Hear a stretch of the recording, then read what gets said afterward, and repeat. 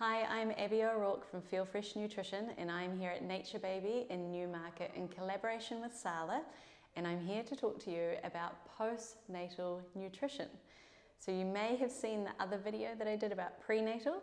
Hopefully you've come back after you've had your baby, so congratulations. It's an amazing time that you just had a baby, and we need to acknowledge the fact that when you have a baby, it is a huge deal. Your body has just gone through so much, and now you're looking after a little baby. And I know that, when you look around, you feel like everybody in the world has already been through this and done this, but that doesn't detract from the fact that you did it, and it's very special, and it's time to look after yourself where you can.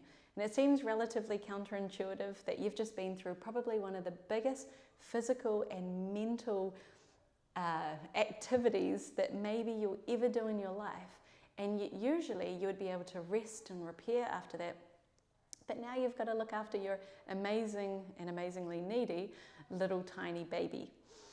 So I honestly think as a nutritionist, the rule of thumb is your job is to look after your baby, and everybody else's job is to look after you. This is the time when nutrition plays a huge part in both you and your baby's life, and it can really set you up to thrive. But let's be completely honest, you don't really have time to be cooking. You've barely got time to think about what you want to eat and then to actually eat it yourself. I just remember in those first few weeks, I don't think with the first baby, as much as we all tried to make it as normal as possible, I don't think that I ever had a warm drink or a warm meal, because by the time you sit down to eat or drink, so many other things happen, and it's just the way that it goes. So as long as you've got your people around you looking after you, you can do the best job that you can do for your baby. And that goes without saying. They also have a rule that you may not be able to make all this food yourself, but it's really important that you're having some really key nutrients and that you're eating quite consistently, because you do need a lot of energy. That when you have those really nice visitors that want to come over and check in on you and maybe have a hold of your beautiful little baby, that they bring food for you when they arrive at the front door. And that way you can get what you need while you're also sort of slipping into this whole new world of looking after yourself, looking after the baby, and also dealing with everybody else around you. So we're going to talk about a few key things that you need to keep in mind after you've had your baby. For one thing, you might choose to breastfeed. Now, breastfeeding takes up a lot of energy.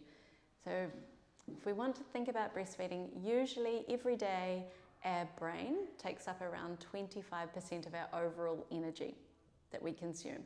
Now with breastfeeding, that takes up 30% of our overall energy that we're eating.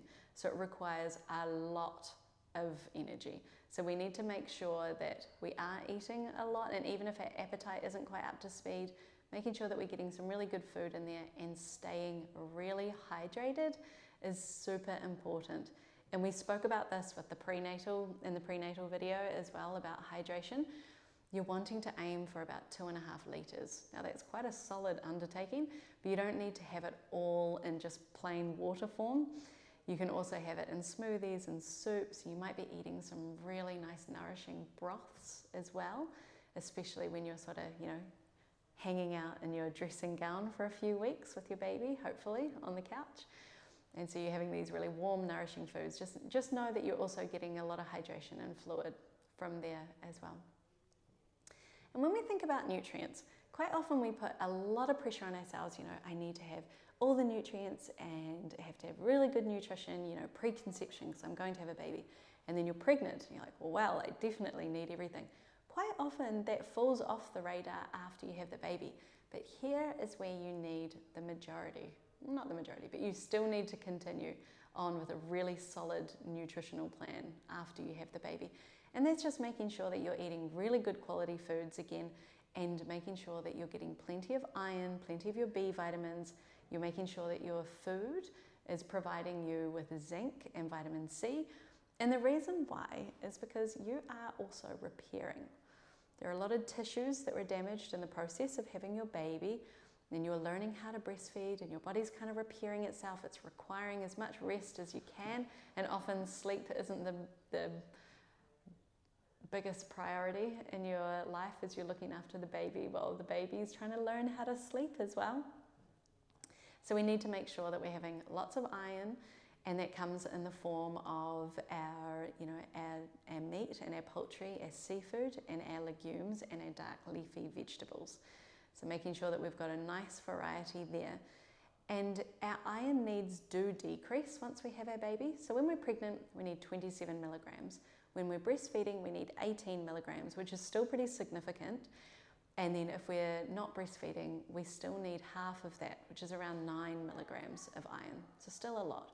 And you will find that supplementation is required. So just making sure that you're keeping on top of that. And just remember that, you still have to keep on top of, getting these blood tests, making sure you're getting these nutrients. And sometimes we forget that when we have a baby.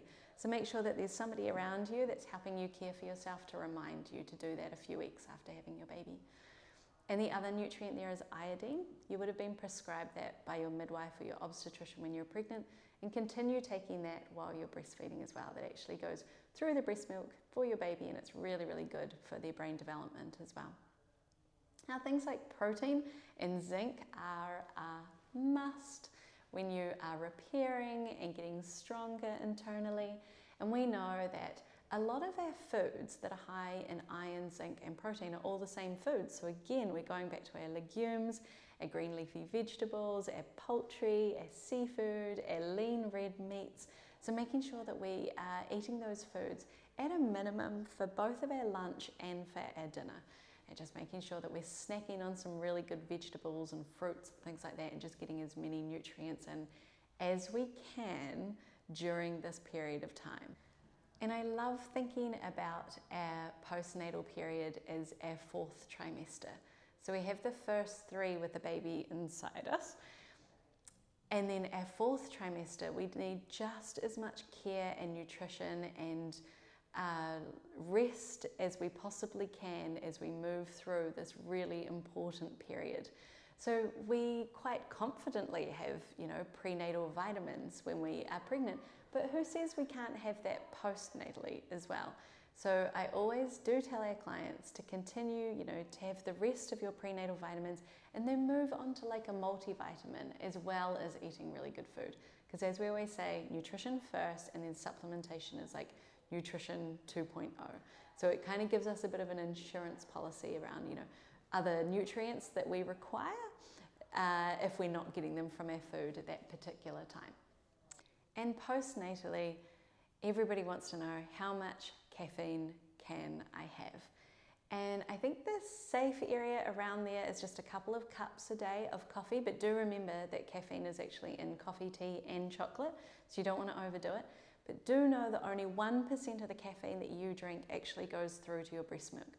So there's a couple of really good things to have around that, making sure that you're not having, loads of caffeine, and that could potentially go to the baby.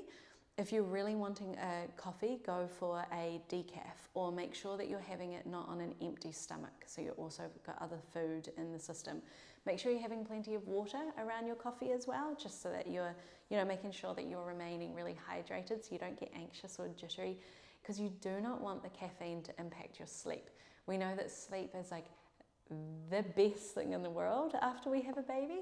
And whenever we can find little moments to nod off when the baby seems to be quite settled, we want to make sure that we utilize that as much as possible. I remember my mother-in-law, she's amazing, but she would always say to me, make sure you nap when the baby naps. And I remember with my first child, I thought that was ludicrous because there are so many things I wanted to do when Poppy was asleep.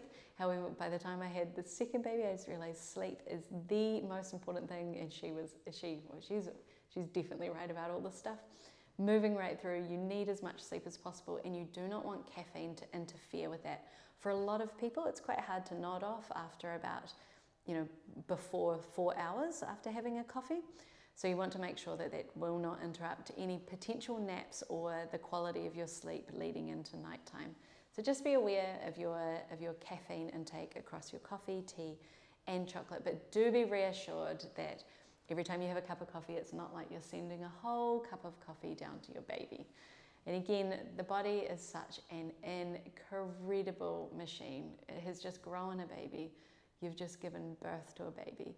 And you have to look after it, and just know that the body gives the baby everything that your baby needs. So don't stress and don't be anxious about that. But what you do need to do is make sure that you're just having a really good variety of really good quality foods. So again, it's your dairy, it's your meat, eggs, loads of vegetables, snack on fruits where you can. It can sometimes feel really nice to have frozen fruit and eat that. The coldness kind of makes you feel a little bit better, especially when you're quite tired. Making sure you're keeping your hydration up, plenty of nuts and seeds, making sure you're staying away from any kind of processed food, and you'll be doing the absolute best for yourself during that 4th trimester. And don't be shy about asking people to make you food when they come around. It's one of the best things that they could do for you, as well as doing your washing and vacuuming and making your bed and things like that. But just to have, ask for somebody to make some really nice, oat-based cookies, or some really nice bliss balls with some fruit and some nuts and seeds and cacao and things like that in there. They're really easy to eat when you're busy, and in the middle of the night, if you're up settling the baby or feeding the baby and you're actually really tired but you're a bit hungry and you could probably do with something really nice, you don't really even have time to peel a banana or to grab something out of the fridge and put a few things together. It's so nice just to go to the fridge and get something that's really nourishing, like a bliss ball or a cookie. It's made from really good ingredients. It's a gift from a friend. So for those that are thinking about how to care for their friends who have had a baby, think about those really nourishing things that you can do in those quiet moments for new mums, so they know that they're doing something really, really nice for themselves. And that's the main things that most people really want to know about when they're moving into that postnatal stage of pregnancy. But just enjoy every moment, and honestly, if all you do is eat and sleep and care for your baby for the first 6 weeks, you're absolutely nailing it, and you've crossed off everything on your to-do list. Thanks.